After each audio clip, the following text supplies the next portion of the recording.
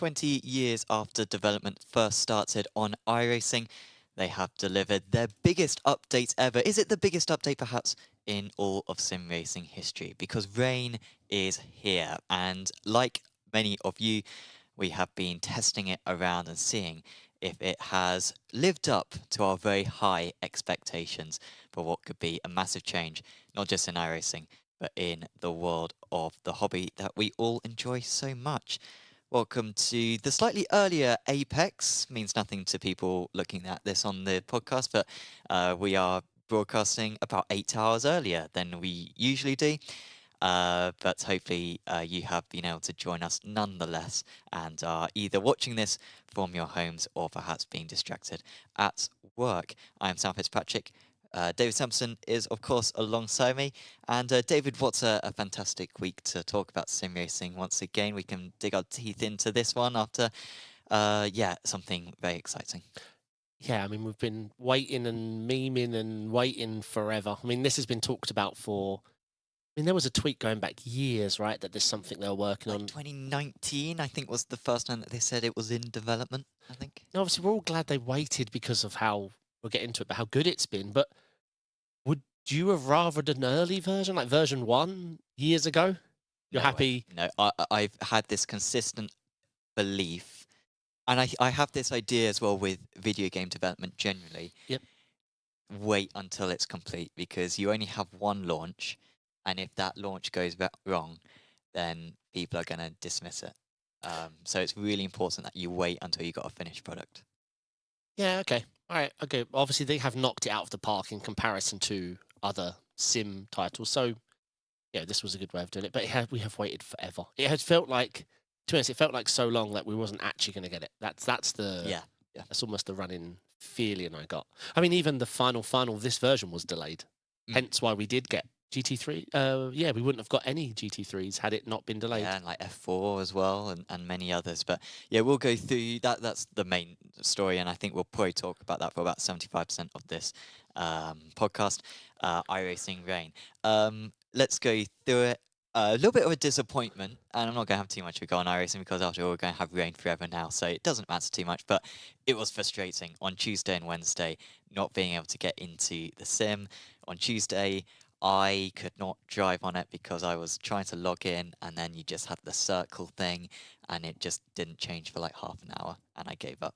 Wednesday, we had server issues as well, which wasn't particularly great, so a bit of a rarity for iRacing. Do you think that was just an overload thing, just too many people on the service, or a build thing? Yes and no. There are still problems. The sims crash in. If you join a session late and you start from the pits, it will crash. If you start messing with your graphical settings and go to direct, it can crash. There's still lots of issues out there. It probably was a bit of both. I'm not saying it was just issues, but definitely this UI change, this fundamental change that they've made to the UI has hurt a lot of the aspects, because you don't think of iRacing as being too buggy.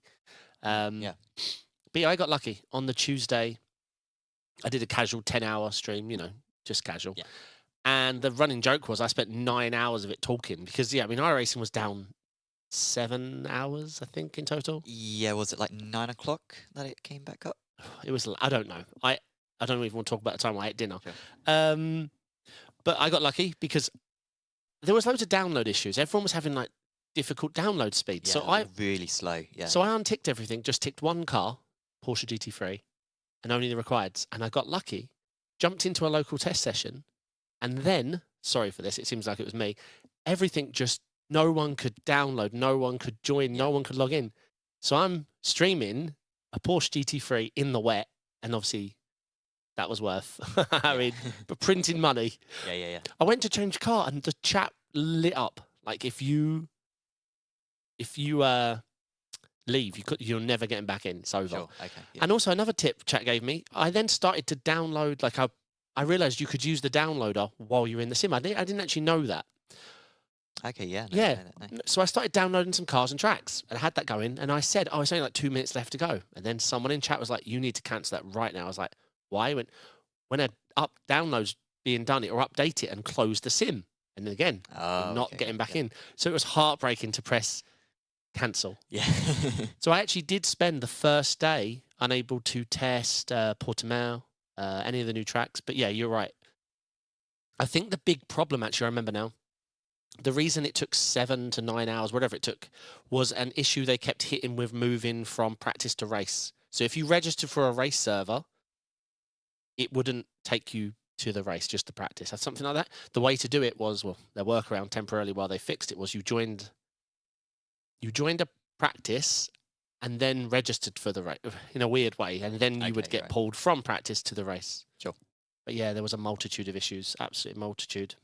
Yep. And as Chris Chatterton says in chats, that is what week 13 is for. And you're absolutely right, Chris. So True. yeah, hopefully everyone was able to stay patient on that. Let's talk about the rain itself. Is it better or worse than what you were expecting? Way better. Way better. I was like you. I really didn't care how it looked. Yeah. But I'm impressed how it looks. It's actually blown me away, especially how the puddles are implemented and where they are and how they drain and how it builds up, how the dry line forms. Blown me away. But physics-wise, it's just mind-blowing. I could feel the puddles. I could feel the aquaplane. I could feel the tug on the car when you pull on it. The sound, I'm not meaning people talk about the sound of the water hitting the underside of your car. It's loud and a little bit different to get used to. Couldn't hear people in Discord when I was running one of the LMDHs. Just, but yeah, blown me away. I didn't realize. Obviously, people talk and they share tips on how you drive IRL, and I'm always responding to that. Yeah, but have you played any game that's racing and rain? It follows none of the IRL racing off the racing line and that nonsense. ACC is nothing like that. No.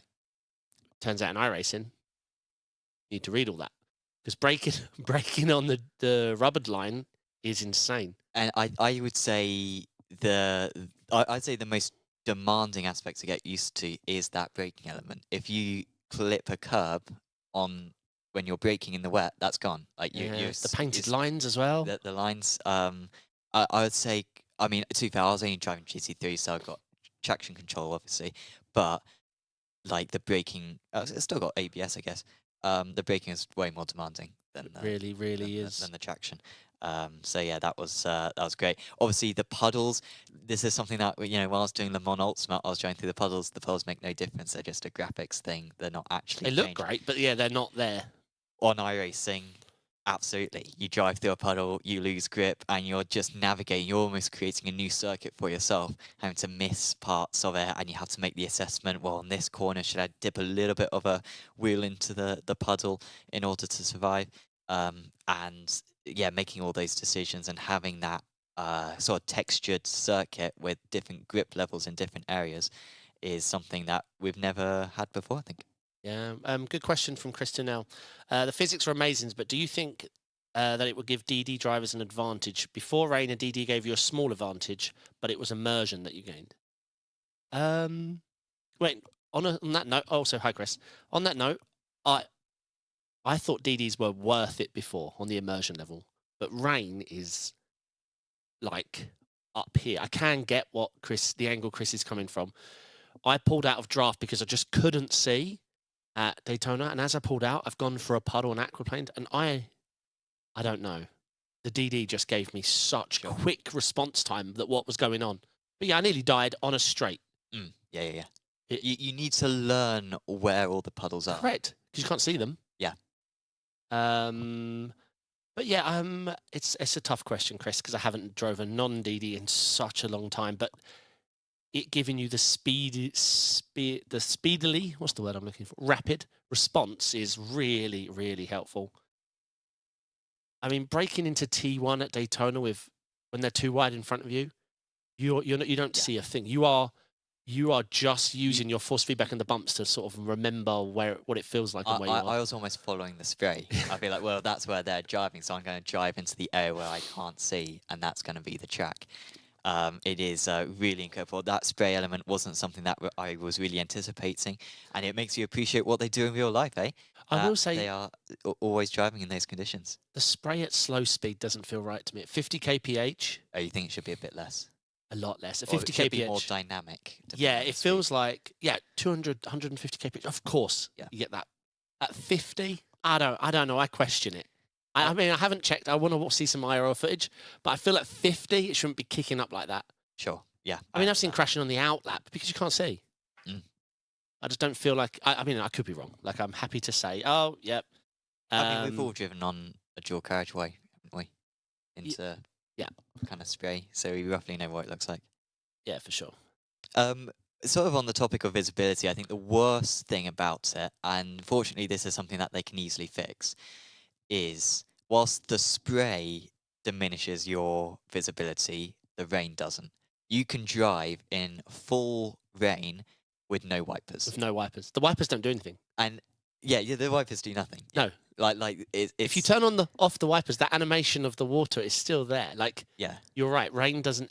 It's just a new texture that's playing on your windscreen. and that is something that we can all attest to. Once again, we've all driven on a motorway when a car is in front of us, and if you have intrusive thoughts, you turn off your wipers, and you're like, okay, I'm blind now without wipers. That should be what it's like in iRacing. And generally, even with the wipers, and it's pouring down, don't forget about cars ahead of you. If it's pouring down rain and you've got the wipers on, it should still be tricky to see. Like, that is still should be demanding. So that's something that they need to, frankly, add, because as you say, it's simply not there at the moment. I had the lucky opportunity of interviewing Greg West literally a couple of days ago, and I asked him some point questions, but he did tell me emphatically that they're not done on this side of it, and especially for formula cars, obviously that isn't done at all. You do not get any visor alert, like nothing happens. Sure. But that's coming. The whole helmet and how that interacts with the rain, that's coming. Okay, cool.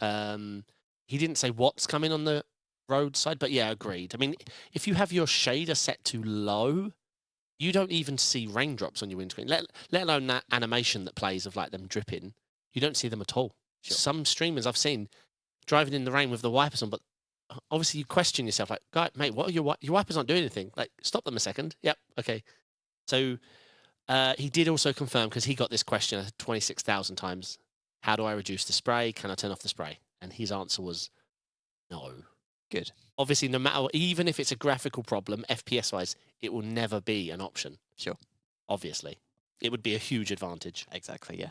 I mean, it's sort of the same in I mean, obviously you can't counteract it when it comes to night and day, but like whacking up your gamma is almost a bit like that in terms of a cheat, so you can actually see where you're going. I played with the idea of tuning your monitors with contrast levels and gain, and the visibility gains you get are like 2%, but you wouldn't want to be driving with these settings in the day. Sure. And no, it wasn't even 2%. It was minor. Okay, yeah. The thing everyone's talking about, the thing iRacing staff are talking about, is the brightness of the rain lights. Yeah, that needs to be whacked up. Hey Leonard, hey Teague, AMS, Chris, hey everyone. Hope everyone's doing well today. A few comments in chat. Lennart's mentioning it, and Teague as well. Apparently, I need to get some windscreen Rain-X so I can actually see where I'm going. I've never used anything like that. I have my Peugeot 107, and I'm thundering down that motorway, and can't see where I'm going. So maybe I need to invest in that, and I'll be less at risk of crashing. Yeah, so I'll be competing, as long as I'm well enough, in the Daytona 10-hour tomorrow, which is going to be the first endurance with rain. And when we're not nervous, we're just going to use this as a test bed to learn. Because at the moment, in week 13, the radar is just useless because it's more like scripted. It's just the same weather every time. Correct. Whereas the radar... By the way, that's on a side note. If you script with the timeline there to like heavy rain, heavy sunshine, heavy rain, and make it up, the radar tries to emulate that. You know, like storm, but then nothing, then clear. Like it's almost like a video game inside a game. But yeah, I mean, when do I transition from the wet to dries? When do I transition the other way? How's tyre wear on wet? Like, is a full stint perfectly fine? We have so many, and how many, you know, if it only rains for 4 laps and comes back, like how many laps can you run? Like, where are there's so many questions, and like usually we've got all this experience that we've got no answers for. So we're just going to go safe and stay alive. And There's the old phrase, be on the right tyres at the right time, yeah, which I very much believe in. Sometimes you see it, particularly in Formula One, the teams try to go for a miraculous call where it's like, dark cloud ahead. We're going to put on wets now. yeah, but before it hits, yeah. So that when it does come, then we're going to be golden. You see it. And obviously, everyone knows in F1 And then the it wind never changes, rains. yeah. So, you're on those bad tyres. So, yeah, be on the right tyres. Don't try to wait it out because you can be losing 10 seconds a lap. Not just that, your spin. Yeah. It's crazy. And that dry line, I think that's, there's a few criticisms. The dry line can be very deceiving because they've done it so it's visible. But guess what it ain't? Dry. Sure. Don't go stick on slicks and think, there's definitely a dry line. No, it's very wet still, but it's there to help distinguish the dry line. But I've seen so many people think, okay, I've pretty much seen there's a line around the track, and then you go and drive it, and you're just like, wait, something's wrong. You got to be cautious on that. Be the last person. Well, and you got to keep an eye out. That's when it comes to a teammate. Your teammates need to be looking out. What's this person doing on slick tyres? It adds so much strategy. And the other thing, like, imagine you see the rain coming, it just starts to come in, and you're coming up to pit road and think, yeah, let's do it. We'll be first team on, no loss of time. Bam, you head out, and then that 5 drops stop. Yeah. And it just sunny. Yeah. And now you're a whole pit stop down? Well, 2 pit stops now Well, because you're going to have to come back in. Oh, yeah, don't even. No, that's it. If you've made a wrong call, you live with it. Yeah. well, and that's the spiral that people get. But yeah, I think, so to clear things up, because there has been a lot of confusion, week 13's been very fixed, whereas come the start of the season, even a short sprint race, it might be dry, or the last 2 laps might. And iRacing have confirmed that there's going to be like a chance of rain in any of the races, but you got to, get into sim and see what the weather radar is saying. I heard I'm not going to reveal anything, but I heard the guys talking about PESC and their prep, and I mean, it's so much to think about. Like, we're just doing it for iRating, but this is for competitions. Not now, but in the future, they're preparing. No, it's really exciting. Another criticism. I'm sure lots of people have tried it, but maybe not noticed it. The AIs in the rain. It's fine. Everything about it's fine until you notice one really weird thing. They don't need vision. They will sit in that. They will sit in that spray just fine. They do not need eyes. 100%. If you go on board with them, no, sir. There is no way you saw a breaking point there. So they need to fix that, because when you move off the line for vision, you get the most glorious sunset. You can see everything, because then you jump into a real race and you realize, everyone's shuffling to get vision. You've got a Daytona, head into the bus stop because you've got these people all doing this because no one can see. It's nothing like the AI race. It reminds me of doing IndyCar on ovals, where like you got the turbulence on the corners, and you're trying to pick out a clean route, and you can have someone who's maybe 7th in the row, who manages to, it just opens up for them, and they can gain 3-4 positions just because it's clear ahead of them. So yeah, that's pretty much it through every corner. I was impressed by the sliding element that they've added. Like, if it's wet, you don't slow down. You lock up the tyres and you just... It goes quiet as well. Yeah. And you just slide. You're not so much skidding on rubber. You are just... You're floating. Exactly. I don't say I love it. It's accurate. Don't love it though, mate. Yeah, well... and it's the case as well, not just on tarmac, but on gravel as well. Like, you get into the gravel and you just continue to slide. And you don't get beached in the gravel, but if you apply too much power in the gravel, you just don't go. It builds resistance, Like, it's not really a beaching effect. It's more of just a traction effect, where it's like, nah, you're putting too much traction in, the tyres would just spin. But there is a huge penalty now. It takes you so long to get out. Yeah. Everyone's like, just a couple of kph. It's like, it's going to take me 20 seconds. Like, the race is done. I like it. But the painted lines, oh my God. Again, it's not just, I know I need to avoid paint lines, but when the spray's everywhere and you're usually to the far left or far right for visibility, you catch a painted light with any one of your tyres and touch the brake, she just pirouettes. And of course, the good drivers, and we should all be doing this, and it's something that everyone should try to do when they're driving. Look to the apex as early as you possibly can, but obviously you can be looking at the apex very early and then just completely nonchalantly just dip a wheel onto that outside curb on corner entry, and your race can be ruined. Yeah, it's very difficult to work out what puddles to cut, what lines to take, how you follow. Because obviously, if you over slow to the guy in front, the guy behind has the higher chance of hitting you. It's yeah, it's there's a lot to think about. It's exciting, but there's a lot.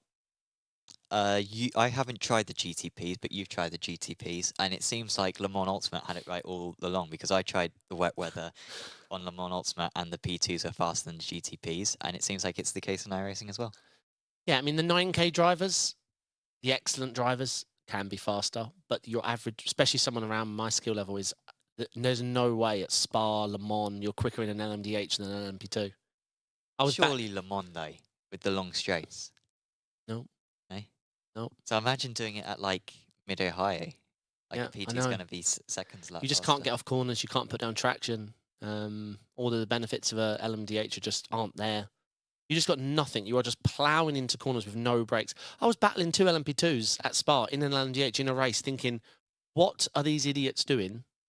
2 laps later, they're 4 seconds ahead of me, and I'm like, what am I doing? Like, how do I not? What is happening? I felt like a 1K driver, and I felt so confused. IMSA's going to be.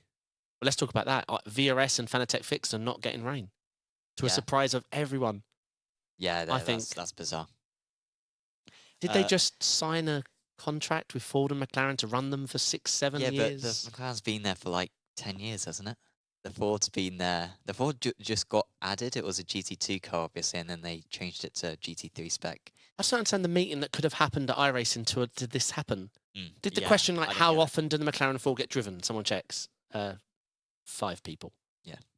Bathurst. Yeah. That's it. Yeah, it's only tracks with high altitude as well. If your average track, Interlagos, whatever, don't get it. I mean, perhaps he's trying to get diversification by hurting GT3s a little bit. I mean, you can't kill GT3s. It's the most popular series there is. But maybe it's to push people to other... I don't know. I think that's a risky strat when all the other games are aiming for GT3. You're not just saying go to these other series. You're saying go to ACC, go to Erind Sport. So it has to be fixed for next season. Otherwise, no rain for Spa 24.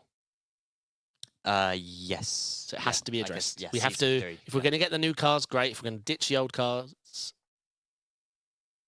look. Here's my thing then. If they next season all of a sudden just ditch the Ford and Macca and give us rain, won't all of this been pointless? Like, if we're getting new cars, like next season, great. Or if we're getting an adjustment to the format, that's great. But I feel like if next season all they do is remove the Ford and Macca and we're like, rain's coming to VRS, won't our first question be like, couldn't you've just done why this? Wasn't this done 3 months ago? Yeah, I didn't get it. I really don't get it. It seems to make no sense. So many people are surprised when I tell them. Oh, how about this then? Week 13, the most popular car is GT3s in the wet. And guess what? They're the IMSA ones in a sprint format. So I just doubly assumed. I know I saw it in the PDF, but I still hold out hope that they've... Yeah. I still hold out hope that they're going to adjust the PDF and be like, oh yeah, it's preliminary. Because it is still called preliminary. But yeah, week 13 GT3s are being driven. Oh, I watched loads of people racing at Brands Hatch in the wet. And people in chat are getting super excited. But once you tell them, no, sprint GT3s are not getting rain. Like, no matter what the format. You're going to have to go do IMSA with the LMDHs that can't slow down. Yeah, and are slower than you. By the way, we haven't talked about that, the multi-class element of all this. It's all well and good. Like, you said you headed into Daytona T1 following the spray of an LMDH. What on earth's going to happen when it was an LMDH? LMDH gets past GT3. Now that spray, how are you meant to know that that's now an GT3? I think almost practice is going to be even more valuable because you're going to have to know the circuit with your eyes closed. You're going to need to know where all the puddles are, where the danger points are. You're going to need to find new sort of markers and timing to know when to turn in and such. So, yeah, it's just going to take more of a grind, I think. The bus stop at Daytona, me and my teammate for tomorrow, we done 15 laps. The first a lot of attempts, you don't even know what to do. It's puddle, slippery curb, puddle, slippery curb, puddle, slippery curb, slippery curb. You just end up like, wow, like in an LMD8. Obviously, in a GT3, I'm sure it'd be much different. But in an LMD8, because you have to take your speed off and your downforce starts coming off. All you're doing is correction lines and hope that you come off the corner facing forwards. 10 hours. Oh man. Arthur Hup Kamal asking how you're going to handle Rain in the GT3 trophy. I think he'll probably match the officials. That's sort of been my line throughout it. So the GT3 trophy is Apex Racing League series, and with all the Apex Racing League series, I think we'll just try to match the officials, and so people will be used to it. We don't necessarily want to have one wet race during the entire week, so try to make it similar to everything else. Other iRacing updates. The new content, unfortunately, I've only had a chance to have a go at Misano, which I knew already from ACC, and I think it's generally quite a good track. Tricky in the wet. I mean, all tracks are, but I think particularly. Have you tried Misano yet? I haven't. I've tried Portimao though, so we've got this covered. Sure. There's a couple of corners at Misano. You got a quadruple right-hander near the end of the lap, and it's like classic. If you just push it that little bit too hard, you go onto like this painted area, and you get on that, and like lap 1 of doing a race there, and you just got everyone doing, not even crashing, but just doing like 360s on that, and they just get on it, and then they're spinning on the top, and that's a real tricky circuit in the wet. I would say more tricky than, for example, Nords. I tried Nords in the wet, not that easy, demanding, and of course at Nords everyone's going to get spread out, but Nords you still, and like even in the wet, the Nord circuit is more grippy than the GP circuit in the dry. I didn't get it either. I've spoken to 2 other people that said this as well, because I jumped in a GT3 at the Nords, and I expected to just crash and burn, because once I got off the GP, I was doing the Nordside Nordschleife. You're right. I was just sending it. I was correcting lines, sure. You take a slightly wider line at some because corners. obviously all Apexes have the puddle hug, but I do think the GT3s are. I don't know what they're like IRL. I know LMDHs are what they say. I've seen in the videos very tricky, but GT3s do feel quite easy in the rain, just like the LMP2s, whereas the LMDHs is really difficult. Really difficult. I need to get into one of these single seaters in the rain. Like, oh my god, I haven't even tried yet. I tried the Formula Light. Okay, brands in the rain. It's like 15-16% peak brake. Sure, yeah. It's really tricky. Any lock and the car just floats. Really tricky. The Super Formula in the Light, I did give it like 3 laps at Brands. I loved it. What a machine. What a machine. I'm excited to drive that. Okay, that's good. I gave Portimao a test, and I actually did it in the LMP2 because that's where I learnt it in LMU. Sure. Portimao is where I learnt it. And obviously, I don't want to get into the iRacing LMU debate. The grip levels aren't the same. Like, I have this expectation in LMU on the slip angle, having slip angle. The LMD8, obviously, it was different. In the rain, it's tricky. The elevation changes are just as fun as I expected. I think it's going to be a great track. It's going to IMSA and everything. I just don't know. IMSA, multi-class, and all these tight, twisty tracks. With rain, it's going to be a whole nother level of challenging. Yeah. Yeah, I can't imagine that one's easy in rain either. Again, lots of painted areas. Yeah. Also, Nords, I feel like, sorry to go back to it, but like Nords, to avoid the curbs. So you don't You already go do, yeah. near the true. curbs. Whereas places like Portsmouth, like Misano, you got a lot of flat, serrated curbs and then painted areas just put beyond that. And in the dry, you're going all 4 wheels beyond the white line, just keeping your wheel on the curb. In the wet, you can't do that. Even Road Atlanta, the S is down the hill and then you track out onto that curb in and go. Yeah. All of that, Can't completely different in the wet. Yeah. Especially because it's downhill and you're loading over the fronts. The new UI. Now... yeah, I made a note of that because it was in the notes. I've already forgotten it's different. I've forgotten it's different. There are a few fundamental... Like, it feels like they've put it inside of another window now, which I didn't quite... I don't know. It's not good or bad. I just don't care. It's there. It feels like I've got less screen real estate for the things I actually care about because I have this permanent 1 centimetre border now. But if it's caused these bugs, I don't care. It hasn't fundamentally changed anything. All the pictures, the text, and where you click, and a lot of the hitboxes now are worse because they're just so hard to see. If you look at when you go into a test drive and you want to change the weather, I've received a million questions, and one time I went to answer it, I couldn't work it out because the hitbox was like the way they fade it to black almost makes it disappear. Sure. And then you hover on your mouse, like, oh my god, there, like I expand it there.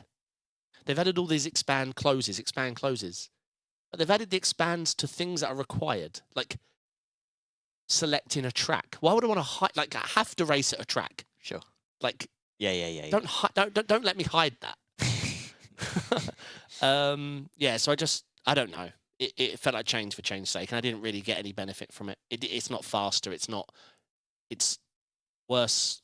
What's the word? UX, user experience. The UX is slightly worse. It's not quicker. The only I do like is the licenses down the side. Yep. They're quite clear. It feels like they've stolen the Apple rings off the Apple Watch. Still takes more room though. It does. It's a permanent real estate stealer. Yes, yeah. I agree. What did you think of the SRX? Have you had a go in it? Is it easier to get in the sim than it is in real life? No, getting in was fine in real life. Getting out was a big problem. Sure. I haven't tried it. I want to, but with all the iRacing issues, the server loading, and even the download problems, hey Mark, I haven't had time. Sure. But I do want to. Anything else that we want to talk about when it comes to iRacing? We'll probably loop around to it, and feel free to ask us questions in chat. And thank you very much for tuning in, even though it's a slightly different time of day. I worry about IMSA participation. I really do, because of the LMDHs. Do you think LMP2 is coming back? 100%. Sure. Yeah. 100%. But even LMP2s, they're going to get a bit frustrated because even, let's say, top split IMSA, let's say the front LMP2 drivers are, say, 4 or 5K, and the back LMDH drivers are 3K, 3K, which is correct. That's accurate. It's a big problem in the wet, especially at the start of the race. You know, the LMDHs, they're slower over a lap in the wet. At the start, they're ridiculously slow. They can't get stopped for T1. They've got no traction off the corner, and you've got the lead LMP2 drivers all over them. Yeah, I worry about IMSA's participation and general feel. And the same with GT3s. All of the big names who want to do rain are going to be in those GT3 softs. And again, I honestly feel like a 9K GT3 driver is going to be quicker than some of the 2K LMDH drivers. Sure, yeah. No, I mean, I just worry about IMSA participation because we've got a lot of pressure riding on it. Because LMDHs don't have anywhere else to race. You know, that's ESS is dead. So we have just IMSA. If you're an LMDH driver, you just have IMSA. LMP2s have LMP2 fix. GT3 drivers have VRS and Fanatec, but that's not going to rain ever. Greg did say LMP2 fix, by the way, is going to be a test bed for more frequent rain. Okay, that's cool. I don't know if that's just to address the dead participation or if it is literally just as a... I think it's... Is it especially dead? Oh, last season it was, yeah. Okay, yeah. Well, yeah. Well, the rise of LMDHs. The whole game is... the whole class is, yeah, struggling. Oh, another thing I had, and this was another question. I think it's quite a good question.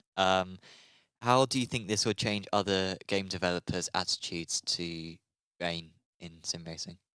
Do you think it will change their mindset when it comes to developing rain?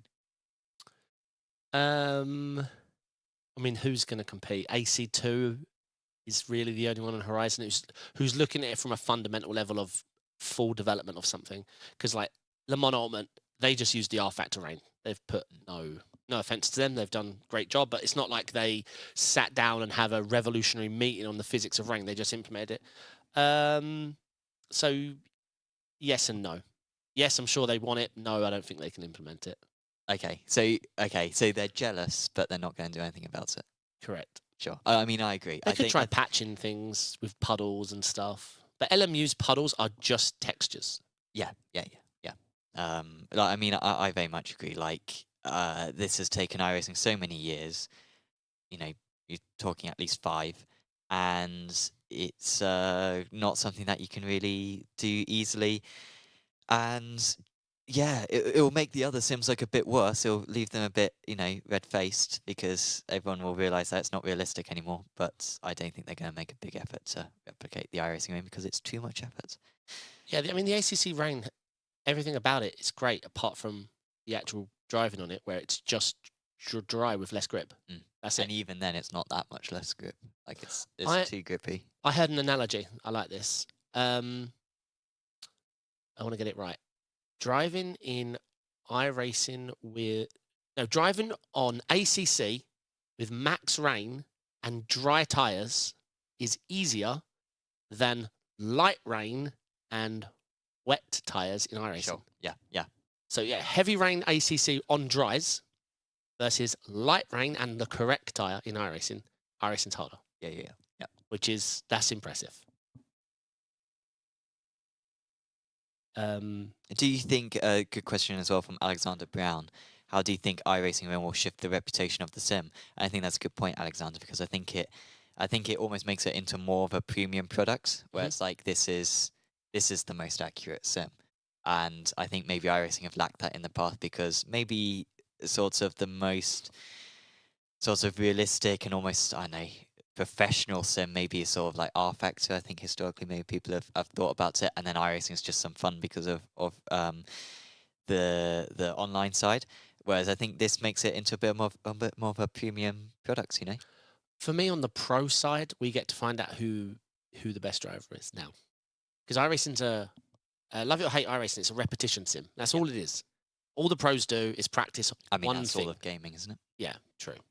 One thing. The pros are just practicing one thing, and then they're pros because they can do that all day long. Yeah. That line, that time, they know what they're going to hit in qualifying. They know what they're going to hit in the race. They know their average stint time before they get in. We're not like that. Hello, Race Spot TV. That might be Dane. I assume that's Dane. Hello, Welcome, Dane. If it's not Dane, let us know. I just now feel like it's not a repetition sim. It's thinking on your feet, adapting to the changing conditions, adapting to the changing line. I love this, that the pros are going to have to go into a corner sometimes, not knowing, for the first time in their years of racing Since their iRacing, first ever lap. they're not going to know if cranked low bias is the key at this corner or if going deep slightly to focus on they're not going to know. They're going to have to turn the wheel, feel it for a few moments, and then work backwards on how the car's hooking up. I agree with you 90%. To be devil's advocate, I will just say that I think when we see it in real life, it's not going to be like that in real life because these guys can still replicate those scenarios. They can still replicate without any effort. Or I want to test what it's like driving at Sebring when it goes from dry to wet, and they can turn that on and they can do a day of racing, 10 hours of practice, just practicing that period. I agree with you though that like it's still like it's a dynamic track, and so you're still going to need to be in that moment. But yeah, like compared to real life, it's not going to be like what we see in real life where you got drivers who are just instantly falling apart. They will have done enough practice beforehand to be somewhat prepared. Yeah, no, if they know the transitions both ways and the dry-in line, they've absolutely learned how it evolves, then yeah, sure, I get it. I get what you're saying completely. Still, it's going to be great to watch. Yeah. It's going to make It'll be good. brilliant broadcasts. And should have different strengths and weaknesses as well, which is, I think, an important part of any sport. Question from chat from Ivo. Do you think there'll be rain in 12-hour Sebring? 100% yes. So, yeah. 100% yes. I spoke to one of the questions I asked Greg West, and he was like, yes, bring an umbrella. Even if rain's not forecasted from the historic data, it's coming. But if the track rains question from chat from Chris, but if it rains halfway through and then drying, that work will be undone. So I think Chris is addressing my point of practicing it going from wet to dry, and then if it goes back to wet, then your practice of going wet to dry has sort of been undone. Yeah. I mean, it's just doing all the combinations, right? Like it's just being prepared and making sure that you get that. But you're right, Chris, and that's with the point with the dynamic track, it is constantly changing. and that is something that you can't 100% prepare for compared to just a track which is always dry. Yeah, I'm mega excited for endurance racing on this. That's the big gain of it, isn't it? Because if it only rains for 2 laps, some people pit, and they're going to be quick. Yeah, 10 seconds lap quicker than you. Mm. But it's a 40-second pit stop. 3 laps is only 30 seconds. Like, and they got to put their tyres back on. Like, you can go round 10 seconds a lap slower as long as it dries. Do we definitely know that it can rain for 1 lap, like 1 minute on iRacing? No. Or is it going to be more of a, it will rain for 20 minutes at the minimum? Like, I don't know how that works. Apparently, it's the cloud shape and design, but we just need more testing. Because at the moment, week 13 is very static. Yeah. And how will it be in terms of, it will half the Nords be wet? I heard yes. Again, I want to. Oh, that would be so good. Yeah. Your spotter coming on telling you, if you're in a teammate, just so you know, 1 through 9 are wet. You're like, excuse me? Yep. It's bone dry here, and one dries. No, I'm excited. Let's see. But we've got so much unknown. Yeah, I asked Greg West loads of questions, and he gave me loads of answers. But he told me the bot was good. But just because they say something doesn't mean it's how it is for us in reality. Shall we move on to other news? Let's have a look. Yes. There's not much other news. Oh, just one last thing. The FPS hit. I did lots of testing, and on triples, rain itself is about a 20% FPS drop. Okay. From dry in the same conditions as the same amount of cars, etc., etc. A further 16% if you use SSR, which is the screen space reflections, which does actually help you spot the puddles. And then a further 12% on top of that, which is a chunk of change. You're almost getting half the FPS, if you put SSR on high. So they promised 10%. Yeah. Maybe on a single screen, maybe with less graphics, maybe if you're only testing at Lime Rock. But on your average track, with your average amount, it's 20% minimum. Sure. And that's the average. The lows in rain, the FPS lows, which is more important because that's the bits that ruin your lap or make you feel nauseous because the sim's moving weird, is up to 40% in the rain. Sure. Which, if you're only getting 120 FPS, that's a lot of FPS to lose. So it's time to turn down some settings and make sure you're getting... I wouldn't recommend running SSR on high, though. For photos, yes. But low's perfectly good for driving. Sure. You can run it off completely, but puddles are just a little bit harder to spot because they don't have the shimmery reflections to them. But yeah, I think that's all. Everything rain. When it comes to so that's the iRacing rain news done for now.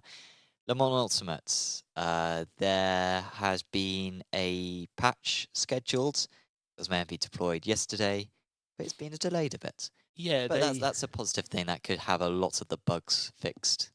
Yeah, I think they've done 5 hot fixes. Well, I think one of them was the they have officially fixed that bug where you get kicked on the last lap. They've fixed that now. Do you know, I know so many people that are annoyed. Because if you knew how to avoid it... Oh, yeah. You would finish a race, you're in 10th. 4 people are gone. Yeah. You're sick. And people are loving this bug. So it's almost like, oh, why? Like, because no one was sharing how to fix it. Because, of course, it was brilliant. Last lap of You were the ones who had to eventually say, yeah, this is how these guys are getting away with it. Oh, actually, in other news, it's same news. Since this podcast and now, I've spoke to the Motorsport Games CEO. Oh, yeah? Yeah. I can't reveal a lot, but yeah. Is it the same CEO who's always been there, or have they got a new CEO now? I don't know. It's the guy on Twitter that does all the front messages and everything, but yeah. Okay, nice. I'm hoping he didn't know who I am or what this podcast is. Sure.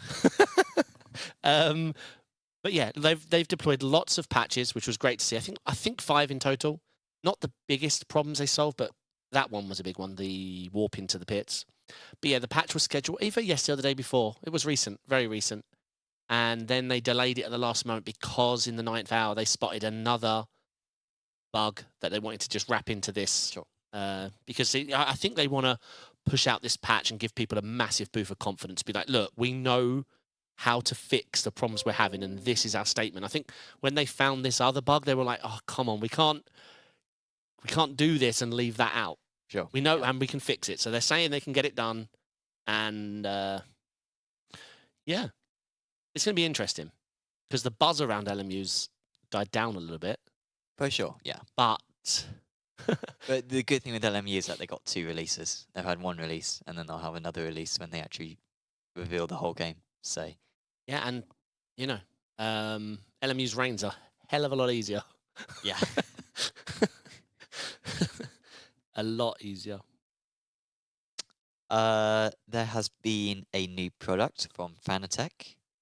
We're actually going to share our screens for the first time today. Probably the longest time we've gone without showing our screens.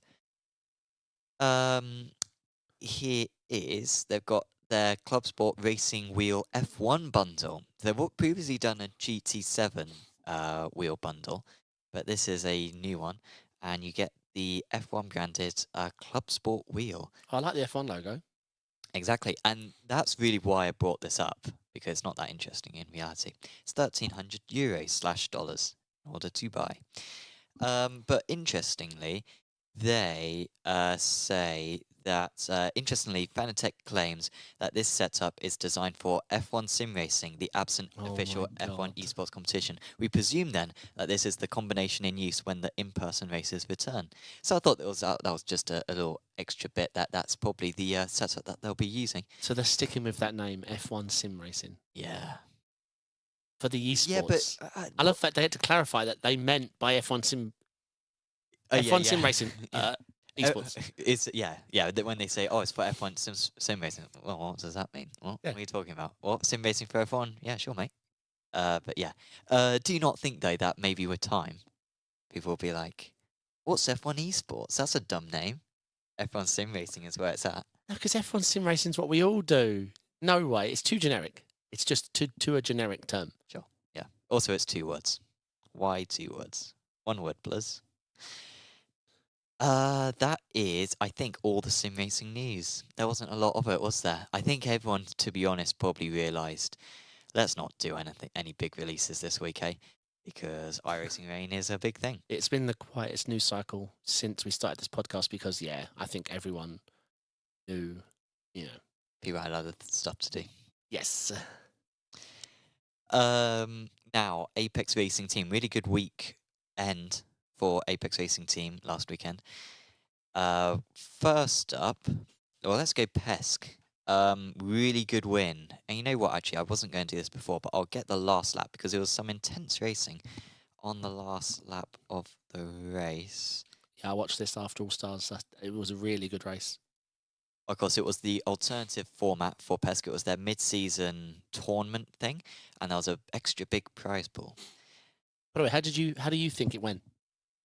Because I thought it was really. I hated it, slated it, hated it, watched it, and I was glued to my screen. I'll admit, I missed the first 80% of it. I only caught like the last 10 laps at the A final. It was just swords out, mate. And he's out. That's a good point to tune in. I don't even know what this is. He's better looking, I will say. Yeah, I'm not going to argue that one bit. Oh, he's signing us in. And he's out. Kevin Jamie absolutely loved it. Oh, no. Salva's second. Oh, Yeah, this was some insane racing. Come on. So people don't know, it was 6 drivers and only 3 laps, and then there was 6 heats. Very different format, but the battling was insane. Did we get any good last lap battles on? I mean, this is teamwork for you. Yeah, check this out. Sanchez Harthen 3.14 going head to head. Seeing how shocked Kev was at some of the moves Sanchez pulled off is just sums up how impressive job he did. He did a fantastic job. So for All Stars, we were actually driving the same car for once, in the same set, right? We were actually on the fixed set, Okay, yeah. not in the LMDH. Don't let his on-track performances fool 4 corners, this track. This guy is broke. They're doing a 3-lap race for 4 corners, and there's 6 of them. So it was really good content. Could potentially make a mistake. Yeah. This was a fantastic drive in the final between Sanchez and McCowan. Yeah. They had Campbell and Pinto, and Matthias Jensen did a very good job actually in 5th place. Former Apex driver, right? Of course, yeah. Yeah, they were absolutely hounding them down. But these guys were just in coordination. This is pretty much the story of every lap. They're bump drafting one another and keeping themselves safe from the attacks from behind. And in the end, came down These to the two still last need to play lap. it smart and then just fight last two corners. That's my thinking. I think they went side by Just side. make it Did you ever think there Yeah, was a they'll risk play of them smart, colliding? We'll see what they do. Pinto had a Um, bit of a run. Well, you'll see in a minute. Pinto will get alongside. I didn't know how hard they were were going to battle, but they do go side by side. But no, I figured not. So here we go. Oh, is it not this one? Maybe it's a I've just different gone race. quiet. No, I'm trying it's to it's the still- final oh, two like, corners. just okay. Fascinated by Yeah. this. No, I didn't think Genuinely they would. interested to see what they do. Big shunt behind as well. These are two of the best drivers I know. Stippler out, Jensen's out. Here we Right, go. Yep. Yeah, so here we're we gonna go, race right. the last Two two Yeah, teammates. you just got to go side by side, and whoever Don't wins it wins shunt. it. Don't shunt, please. Don't Don't shunt, hand this please. to Pinto. Yeah, whatever you do, don't hand it to him. I think Sanchez Alejandro's got it on the outside. He's got it. And Luke's got What a P2. drive. Great I job. really by enjoyed us. watching the Well races. Look at Sanchez celebrating. Alejandro's pumped, as Yeah. always. Rightly so. What a drive. Luke will be a little disappointed. That close So I to doing think that. Luke won the overall event because he won his heat or something. And Yeah. So I think he won like $4,000 for that. Well done to him. Damn, well deserved. He drove really well. And it means now in the championship, Luke is third. It's like Job, Pinto, Luke, and then Johan and Alex. So a third, fourth, and fifth in the standings, which is really, really good. So congratulations to all of those guys. Moving on to PECC GB, another really good day for Luke. He managed to get 2 second places. And Pete also managed to get a race win as well in race 2 of the evening. So he got a P4 in race 1, a P2 in a P1 in race 2. So really good day for Luke and Pete, but also Leo Gariboli, his best result of the season, a 4th and a 6th as well for him. He's flying. So he got some really nice points. Means that Luke is second in the championship still, but 12 points off Job. I think it's like 96 points versus 84 points. So Luke's just built different. he's keeping Job honest. How does Job do this and ESL? Well, he's not doing it at the moment, is he? No, but you know what I mean? Like, we've got our Apex guys that are grinding PESC. We've got our Apex guys that are grinding ESL. But Job's just casually... Did it work for him last year? He didn't win anything True. last year. True. Apart from PECC GB. PECC I think he GB. won PECC Apart from all GB. that money, yeah. Apart from all the PECC GB money. That's, Oh, all, yeah. that's all he won, yeah.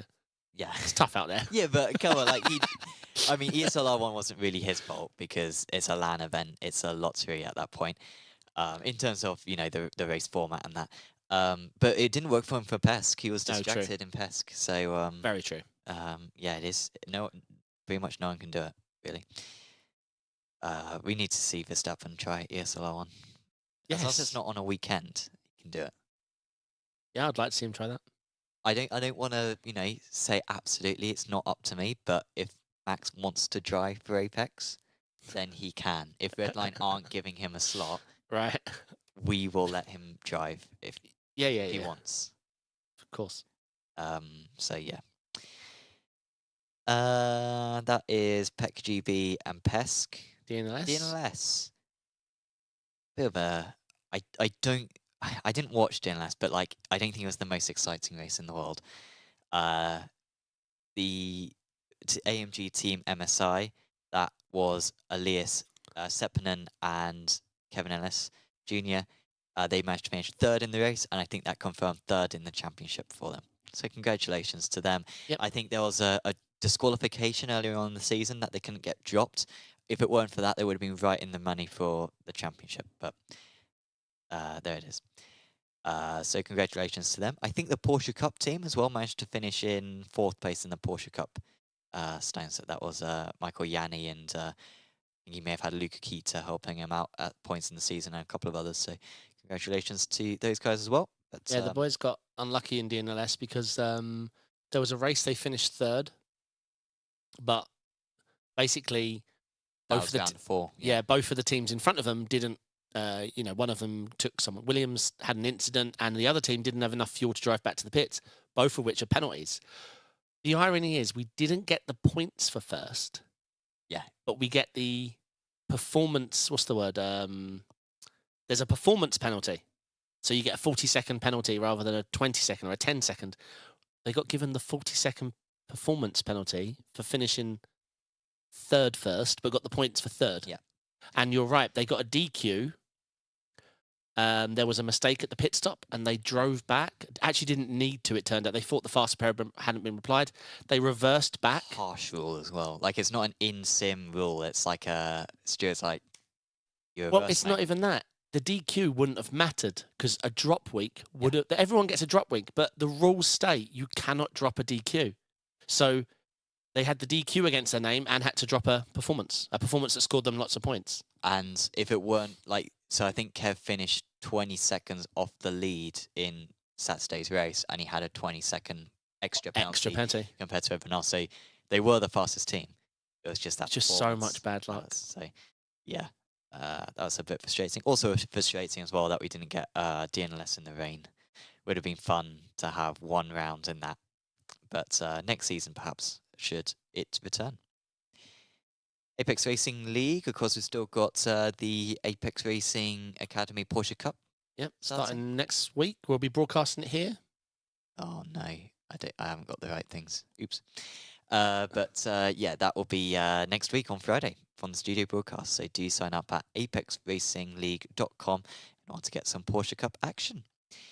Apex Racing Simulators, not much new for Apex Racing Simulators, but we did get a shipment of VRS pedals the other day. So we got lots of VRS pedals. So you can buy them from apexracingsim.com. The VRS pedals are our most requested item because they're very good. But you can also get Who's Unveiled equipment, and you can get Cube Controls equipment as well.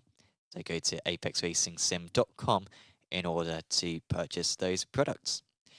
Apex Racing TV has been a little bit dry this week. There was a good drive from Erind in the Radicals series, the official series that we broadcast. Also, actually, on that topic, we've got the like Radical esports sanctioned Sunday night leagues. Is that Neto? Is that Neto? First. We're going to get in 24 I'm not sure. laps today on this it is. sprint race. So non-stop. Whoa, my goodness. It's And what a nice slide. And generally, it was a good drive as well for him. He pulled off a couple of good overtakes. Is that Donington? It's Netted. Donington. It's Donington, yeah? Yeah, yeah. I always get confused, Donington, Snetton. It's been too long since I drove them. So that is Apex Racing TV. Again, not much else. I haven't done any, because it's week 13. And that's why there's not much else, because there's people don't like doing streams when the sim might break. And generally, stuff happens during the official series weeks. Yeah. But yeah, there it is. We might get this done in under an hour. Look at that. We can go home, we can go sleep, have a nice dinner. That's go the watch plan. F1 in half an hour. Yep. This is We wonderful. can't compete with F1. No. Well, some people would argue that we can. True. Once Max has got that 6-second lead, on lap 2. What, in qualifying?